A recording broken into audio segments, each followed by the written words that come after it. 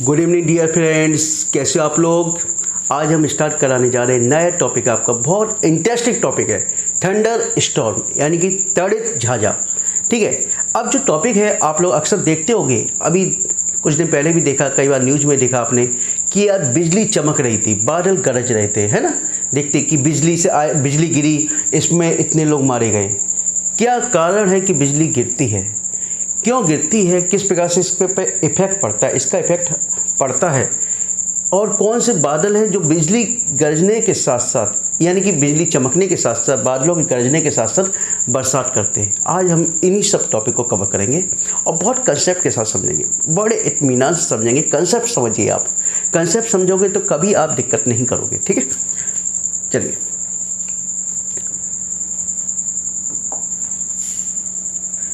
Topic देख ही लिया, thunder storm. ठीक है,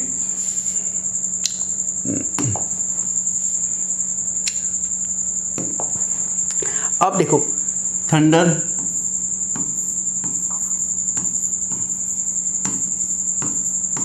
स्टॉर्म। ठीक है, आपने अभी तक स्टॉर्म तो सुना था, स्टॉर्म में सुना तूफान। तूफान में क्या होता है बेटा, बरसात भी आती है, वर्षा प्लस आंधी।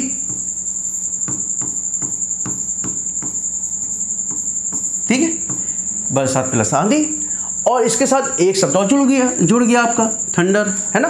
तो इसमें क्या होता है बेटा कि बादल गरजते हैं और बादलों के मध्य में बिजली चमकती भी है, बिजली चमकती है।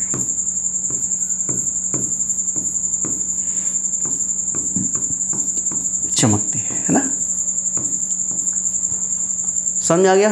तो थंडर स्टॉर्म यानी तड़ित झांझा एक स्थानीय तूफान है। क्या स्थानीय तूफान है, जो कि जिसके अंतर्गत बादल तीव्र आंधी के साथ, गरजने के साथ और बिजली के चमकने के साथ बरसात करते हैं।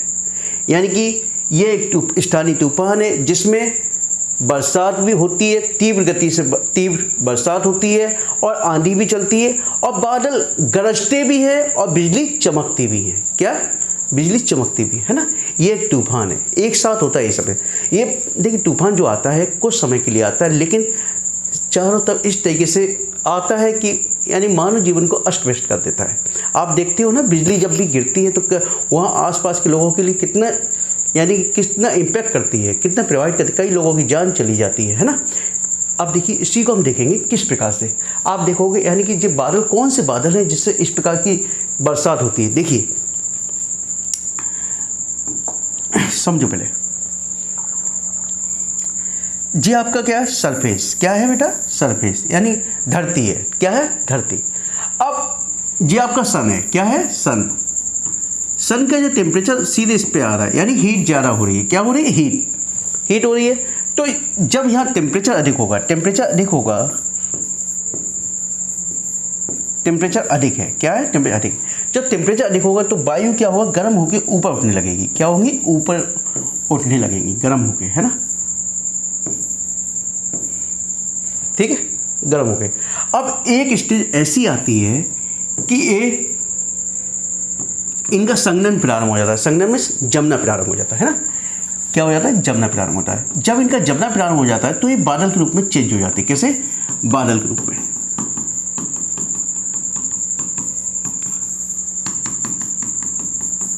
ये बादल के रूप में चेंज होने लगे।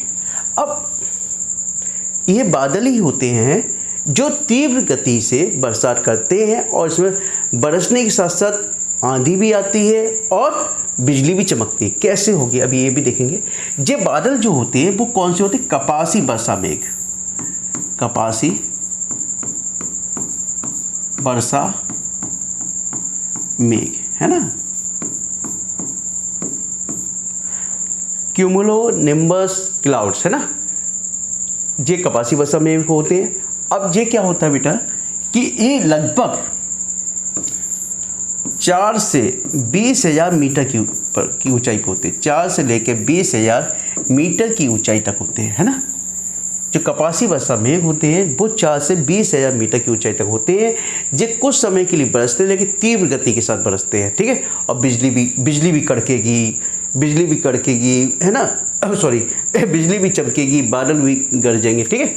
और चलिए अब जो इनका एक, जब भी याद रखिए हमेशा, जब ये प्रोसेस होता है, पूरा एक प्रोसेस होता है, तो इसमें कई कोशिकाएं होती हैं जो अपना एक जीवन चक्र पूर्ण करती है ना।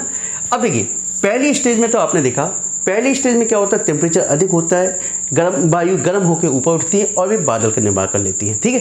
ये आपकी क्या बन गया बेटा, ये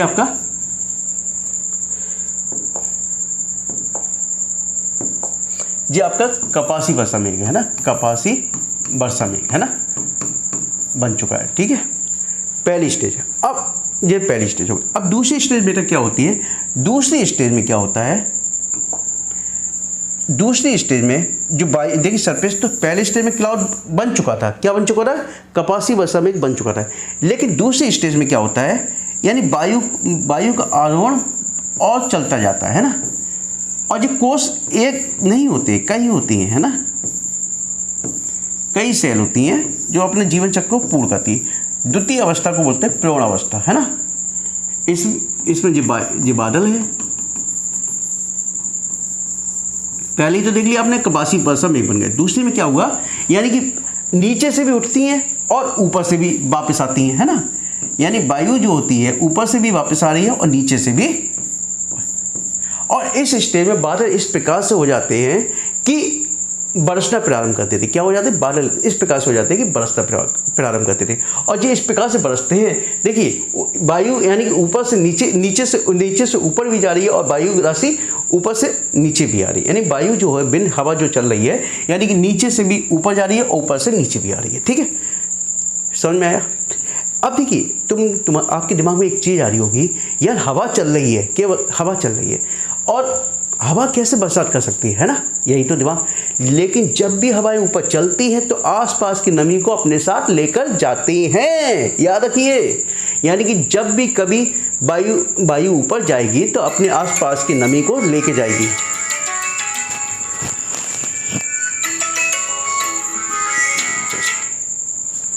जस्ट मिनट। तो आसपास की नमी, एक्चुअली फ़ोन आ गया था, जब भी वायु ऊपर जाएगी तो आसपास की नमी को लेकर जाएगी ऊपर, है ना, तो नमी को लेकर जाएगी, ठीक है। समझ में आ गया ना, क्यों। अब देखिए सेकंड स्टेज में आपने देखा बरसात बहुत तेज हो रही है ना, और अपने साथ वो नीचे वापस भी आ रही हैं। तो जो बरसात की बूंदें जो होंगी, है ना, बरसात की बूंदें होंगी, ऊपर से ठंडी ठंडी आ रही हैं, बूंदें ठंडी ठंडी आ रही है, और नीचे से हवा भी ऊपर जा रही है ना, नीचे से ऊपर जाएगी तो इसके ऊपर गिरेगी, है ना, गिरेगी। तो क्या होगा, नीचे की सतह भी क्या होगी, ठंडी होती जाएगी। कैसी हो जाएगी, ठंडी, है ना, नीचे की सतह भी कैसी हो जाएगी, ठंडी। ये सेकंड स्टेज को बोलते हैं प्रवण अवस्था, है ना, या प्रवण अवस्था, है ना, ठीक है। सेकंड स्टेज को ये बोलते हैं, ठीक है। अब थर्ड स्टेज में क्या होता है, थर्ड स्टेज में जो आसपास की सतह होगी, ये बिल्कुल, क्योंकि देखिए बरसात की बूंदें क्या होंगी, नीचे आती जा रही हैं, क्या आती जा रही है, नीचे आ रही है ना। तो जब बरसात की बूंदें नीचे आएंगी तो आसपास की सतह कैसी हो जाएगी, ठंडी हो जाएगी। क्या हो जाएगी, ठंडी। तो यानी कि यहाँ से नीचे से गर्म हवा ऊपर उठ के नहीं जा पाएंगी, और जब ऊपर नहीं उठ के जाएंगी तो फिर क्या होगा, इनको नमी नहीं मिल पाएगी, तो और क्या होगा, फिर खत्म हो जाएगा। यानी जो आपका तूफान आया वो विलीन हो जाएगा, क्या हो जाएगा, खत्म हो जाएगा, ठीक है। इतना समझ में आ गया, बताइए। चलिए, यानी प्रथम अवस्था कपासी मेघ बनने की अवस्था थी, द्वितीय अवस्था प्रवण अवस्था थी जिसमें बहुत तेज बरसात होती है, तृतीय अवस्था विलीन अवस्था है ना, विलीन होने की, यानी कि जो आपका तूफान आया खत्म हो जाएगा, ठीक है। अब मेन टॉपिक आता है आपका बिजली गरजने का, है ना, यही तो टॉपिक आपका, कि आपने देखा बिजली क्यों कड़कती है ना। अब देखिए बादल बन चुके हैं, लेकिन बादलों के मध्य में क्या आपके बर्फ के छोटे और बड़े टुकड़े, है ना, बर्फ के छोटे और बड़े टुकड़े। कैसे, छोटे और बड़े टुकड़े, छोटे और बड़े। अब ये आपस में टकराते हैं, क्या है, टकराते हैं। जब आपस में टकराएंगे तो बादलों के ऊपर किसी पे पॉजिटिव चार्ज और किसी के पे नेगेटिव चार्ज आएगा। याद रखिए, जब बादल आपस में टकराएंगे तो किसी पे पॉजिटिव चार्ज और किसी पे नेगेटिव चार्ज आएगा। ठीक है, तो जो पॉजिटिव चार्ज वाले हैं वो ऊपर रह जाते हैं और नेगेटिव चार्ज वाले नीचे आ जाते हैं, है ना। ठीक है, याद रखिए, जब पॉजिटिव चार्ज वाले ऊपर और नेगेटिव चार्ज वाले नीचे, और जब बादल ये आपस में टकराते हैं तो बिजली पैदा होती है। क्या होती है पैदा? बिजली पैदा होगी। ठीक है, इतना समझ आ गया? बोलिए, इतना समझ आ गया? ठीक है, और अब बात आती है कि आवाज़ कैसे, गरजती कैसे, है ना, गरजती कैसे। ठीक है भाई, इसको भी देखते हैं। तो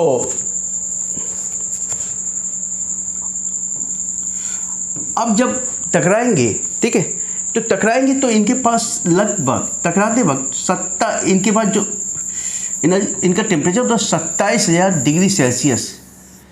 क्या होता है? 27,000 डिग्री सेल्सियस टेम्परेचर होता है। ठीक है, कितना होता है? 27,000 डिग्री। यानी जो बिजली कड़कती है, यानी कि टकराने के बाद बिजली यानी कि एनर्जी उत्पन्न होती है, यानी बिजली उत्पन्न होती है, इसका टेम्परेचर कितना होता है? 27,000 डिग्री सेल्सियस। ठीक है, और जब से 27,000 यानी कि जो बिजली जो कड़की है बाहर अन्य उससे प्रवेश करती है, किससे? अन्य वायुमंडल में प्रवेश करती है, यानी बाहर प्रवेश करेगी या ठंडी हवा से कांटेक्ट करेगी। जब ठंडी हवा से कांटेक्ट करती है तो क्या होती है? अचानक आवाज़ आती है। जैसे आपने देखा होगा, यानी कि तवे पे रोटी सेकते हैं, क्या सकते हैं? रोटी सेकते हैं, है ना। रोटी सेकने के बाद उसमें पानी डाल दीजिए, है ना, तवे पे, गर्म तवे पे, है ना, गर्म तवे पे आपने पानी डाल दिया तो फिर क्या होगा? गर्म तवे अचानक से झंझनाहट सी आवाज़ आती है, आवाज़ इसी प्रकार से आवाज़ उत्पन्न होती है ना। याद रखिए, यानी जिसका टेम्परेचर 27,000 डिग्री सेल्सियस होता है और जो आसपास की गर्म वायु से आसपास की अन्य वायु से कांटेक्ट करता है या अन्य कणों से कांटेक्ट करती है तो क्या होता है? गरजने की आवाज़ आती है। ठीक है, समझ में आ गया? अब देखिए, अब मेन चीज़ आता है कि बिजली कैसे उत्पन्न होती है ना। बिजली तो मैंने बता ही दिया आपको, बिजली कैसे उत्पन्न होती है। अब जो बिजली उत्पन्न होती है कई प्रकार की होती है, जो आकाशीय बिजली होती है कई प्रकार की होती है ना। पहली होती है cloud to cloud, intra cloud. ठीक है, अब मैं देखो, पहले देख लो, ये आपका बादल है ना, एक पॉजिटिव चार्ज ऊपर है और नेगेटिव चार्ज नीचे है ना। अब ये दोनों पार्टिकल आपस में मिले, है ना, आपस में मिले। ठीक है, जब आपस में मिलेंगे तो क्या होगा? बिजली पैदा होगी। क्या होगी? बिजली पैदा होगी। ठीक है, आपस में मिलेंगे तो क्या होगा? बिजली पैदा होगी। ठीक है, तो लेकिन ये किसमें? ये एक बादल के अंदर ही होती है। इसमें आप कई बार इसकी साउंड नहीं सुन सकते, साउंड नहीं सुनाई देती, है ना, कई बार साउंड इसकी नहीं सुनाई देती। याद रखिए। ठीक है, दूसरा होता है आपका क्लाउड टू क्लाउड।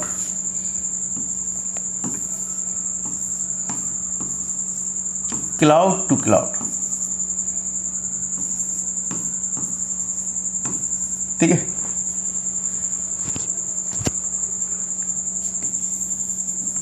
ये आपका क्लाउड है जिसमें पॉजिटिव चार्ज, नेगेटिव चार्ज। जब कोई बड़ा क्लाउड है ना, और इसके पास एक छोटा क्लाउड, ये है आपका क्लाउड से क्लाउड के मन में, ये ऊपर पॉजिटिव होगा, नीचे। ठीक है, अब ये दोनों आपस में टकराएंगे। क्या होगा? आपस में टकराएंगे, एक क्लाउड से दूसरे क्लाउड में। ठीक है, जब ये आपस में टकराएंगे तो क्या होगा? बिजली उत्पन्न होगी। क्या होगी? बिजली उत्पन्न होगी, है ना। अब बिजली उत्पन्न होगी तो ये चमकती हुई दिखाई देगी, है ना। ये स्पष्ट रूप से इसलिए दिखाई देती है क्योंकि यानी क्लाउड में तो अंदर नहीं इतनी महसूस होती, लेकिन जहाँ पे क्लाउड नहीं होती वहाँ पे चमकती हुई दिखाई देती है। क्योंकि देखिए, चार्ज पार्टिकल क्या करते हैं? मोशन करते हैं। क्या देखिए, चार्ज पार्टिकल के मध्य में तो अट्रैक्ट हो रहा है। जब चार्ज पार्टिकल के मध्य में अट्रैक्ट होगा तो क्या होगा? एनर्जी फ्लो होगी। तो वही रीजन है कि यहाँ पे एनर्जी, बिजली चमकती हुई दिखाई देती है ना। समझ में आया? क्योंकि देखिए, यहाँ नेगेटिव है, यहाँ पॉजिटिव है, तो क्या होगा? अट्रैक्शन होगा, तो क्या होगा? करंट फ्लो, चमकती हुई दिखाई देगी। मेन चीज समझिए, बिजली चमकती हुई दिखाई देगी यहाँ पे, है ना। अब देखिए, क्लाउड टू अर्थ,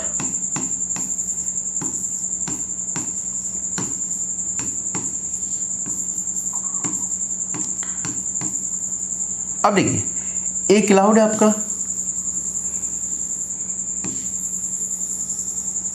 ठीक है। अब क्लाउड में ऊपर चार्ज कौन सा है, पॉजिटिव चार्ज है आपका, नीचे कौन सा है, नेगेटिव चार्ज है आपका। अब आप जानते हो अर्थ, अर्थ में आपने देखते होगे तालाब ले लो, पहाड़ ले लो, घास ले लो, इन सब पे कौन सा चार्ज पार्टिकल होता है, पॉजिटिव चार्ज। ग्राउंड पे कौन सा चार्ज होता है, पॉजिटिव। कौन सा चार्ज होता है, पॉजिटिव चार्ज होता है। अब जब नेगेटिव चार्ज यानी ऊपर से बिजली गिर रही है ना, यहाँ पे चार्ज पर अट्रैक्ट हो रही है ना, तो ये सब क्या है, नीचे प्रवेश कर जाती है इसमें।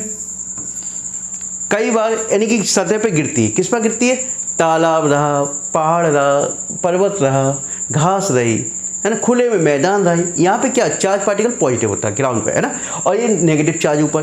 तो जब बिजली ऊपर से आती है तो पॉजिटिव चार्ज की ओर अट्रैक्ट होती है और गिरती है ना। तो इसी को क्या कहते हैं, बिजली का गिरना क्या कहते हैं, बिजली का गिरना। ठीक है, समझ में आया कि बिजली क्यों गिरती है, क्योंकि आपको मालूम है ना पॉजिटिव और नेगेटिव चार्ज, है ना, जब ये आपस में मिलते हैं तो क्या होता है, बिजली उत्पन्न होती है। अब गिरने की बात है कि भाई आप नीचे पॉजिटिव चार्ज या नेगेटिव चार्ज है तो आप नीचे ओबियसली क्या हो, अट्रैक्ट होगी आपकी, तो यहीं पे फिर क्या होता है, खुले मैदान में अधिकतर बिजली गिरने के चांसेस रहते हैं। ठीक है, अब देखिए जस्ट मेरा मैं एक मिनट लाइट बंद कर दूँ, लाइट जा चुकी है।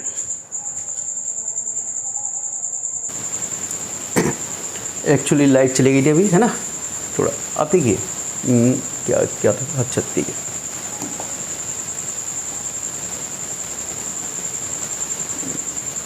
अब देखिए, अब इसको देख लेते हैं, वही चीज़ लिखी है मैंने, है ना, जो आपको पढ़ाया है मैंने।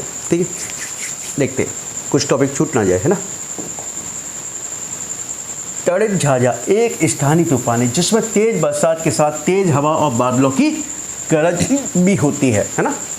वही मैंने बोला, हम जानते हैं कि जब धरातल गर्म होता है तो अत्यधिक ताप के कारण वायु ऊपर उठने लगती है, क्योंकि वायु हल्की हो जाती है और ऊपर जाने पर तापमान में कमी आती है और एक अवस्था में जाकर उनका संघनन प्रारंभ हो जाता है और बादल बनने लगते हैं। इन बादलों को हम कपासी वर्षा बादल कहते हैं।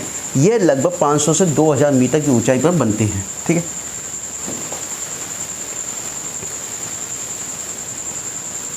यह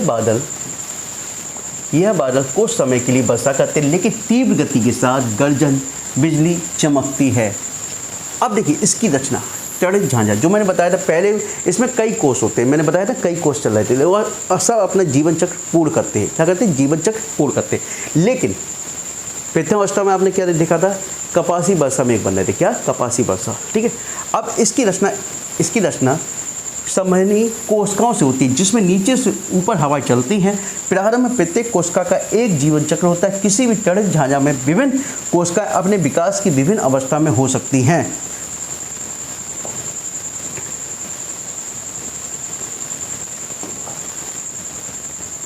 प्रथम अवस्था को कपासी अवस्था कहते हैं। इस अवस्था में गर्म वायु को ऊपर की ओर प्रवाह होता है और बादलों का धीरे धीरे विकास होता है। यह एक बादल ही कपासी बादल कहलाते हैं, ये कपासी बादल कहलाते हैं। दूसरी अवस्था को प्रौढ़ावस्था कहलाते हैं। इस अवस्था हवाएं का ऊपर तथा नीचे दोनों की ओर प्रवाह होता है, ऊपर तथा नीचे दोनों की ओर, है ना। ऊपर उठने के कारण वायु ठंडी होकर वर्षा करती है और इस वर्षा में नीचे से ऊपर की ओर उसकी हवा में घर्षण होता है, जिस कारण वायु का कुछ भाग नीचे प्रवाहित होने लगता है। यह उतरती वायु ठंडी, वही मैंने बताया आपको, जो समझाया वही चीज़ लिखी मैंने, है ना। तीसरी अवस्था में विलीन अवस्था कहलाती है। विलीन अवस्था है विलीन होने की अवस्था। जब ऊपर से उतरती है वायु फैल जाती है तथा वायु का ठंडा होना अथवा ऊपर उठना बंद हो जाता है। ऊपरी भाग में बादल की छतरी के आकार में फैल जाते हैं। कैसे, छतरी के आकार में। ठीक है, अब देखिए बिजली का चमकता है ना।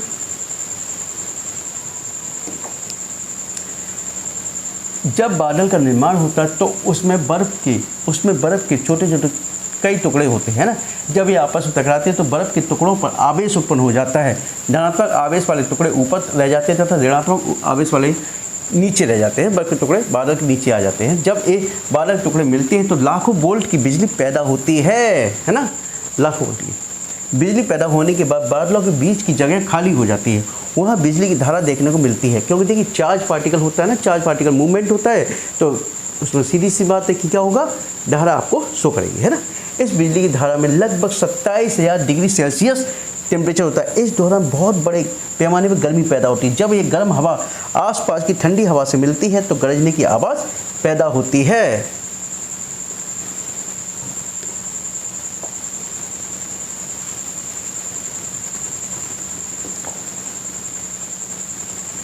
बादलों के बीच बह रही बिजली जब पृथ्वी के किसी ऊंचे पेड़ या इमारत के पास से गुजरती है तो उसके चार्ज के खिलाफ इमारत या पेड़ पर विपरीत आवेश होता है ना।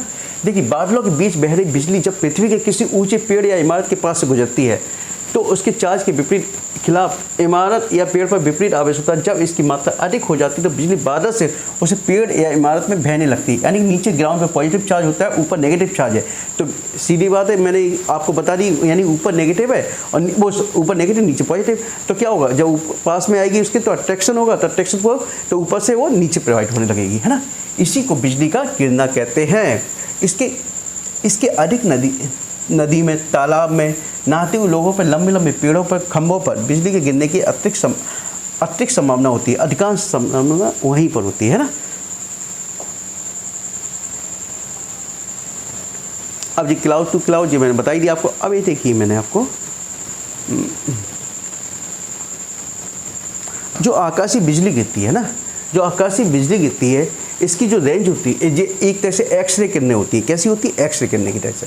आकाशीय बिजली एक्सरे किरणों से लैस होती है, एक्सरे किरणों से लैस होती है।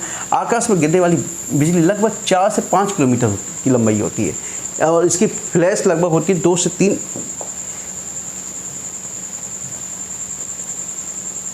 तो इसकी फ्लैश 1 या 2 इंच, इसकी फ्लैश 1 या 2 इंच चौड़ी होती है ना। इसमें 10 करोड़ वोल्ट के साथ 10,000 एम्पियर का करंट होता है। यानी 10 करोड़ वोल्ट के साथ 10,000 एम्पियर का करंट होता है इसके अंदर, इस इलेक्ट्रिक लाइट के अंदर, है ना। और 1 या 2 इंच चौड़ी होती है ना। 4 से 5 किलोमीटर लंबी और 1 से 2 इंच चौड़ी होती है फ्लैश जो चमकती है हमको, ठीक है। अब देखिए इसको मैं थोड़ा फिगर से भी देख लीजिए आप। ये देखिए, अब देखिए बादल, ये देखिए एक में मैं दूसरा एक और देखता हूँ फिगर। पहले तो ये देखिए बादल बनने की अवस्था है ना। ये आपके क्या है, क्यूमुलोनिम्बस बादल है ना। ये कपासी वर्षा मेघ है। क्या है, अत्यधिक ऊंचाई बनते हैं और हिम के रूप में होते हैं, यानी कि हिमकर बर्फ़ के टुकड़े छोटे बड़े कई होते हैं ना।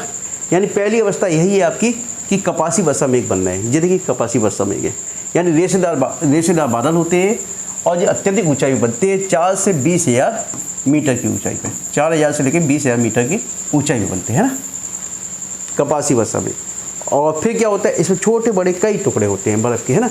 जब आपस में टकराते हैं तो बिजली गरजती है ना।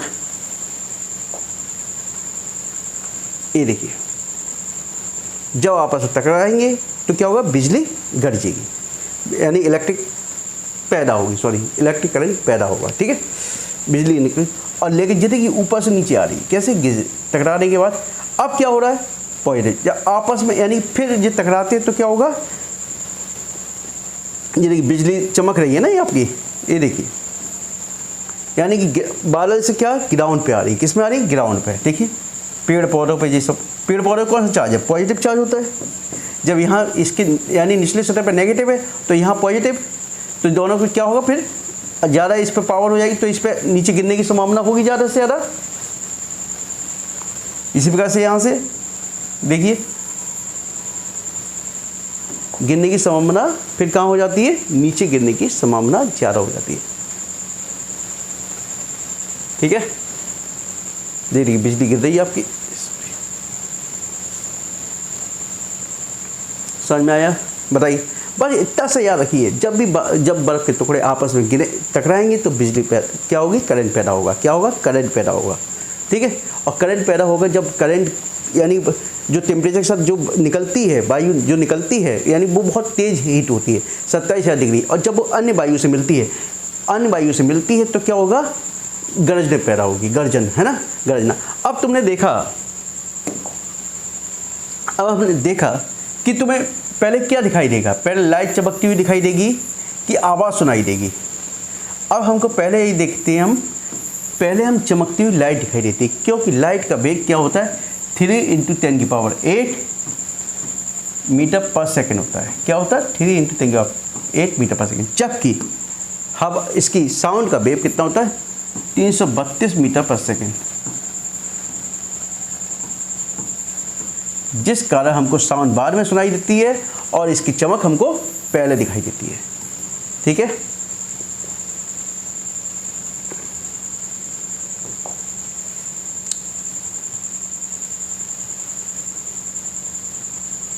स्टेप लीडर वाला तो बात एक ही है, जैसे ऊपर से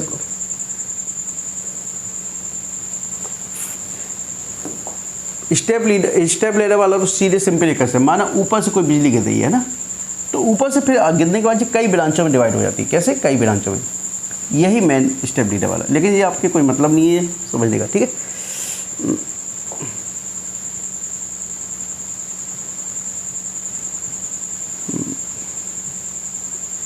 ये देखिए, यही मैंने फिगर दिखाया आपको। बिजली देखिए चमक रही है क्लाउड से क्लाउड के मध्य में, है ना।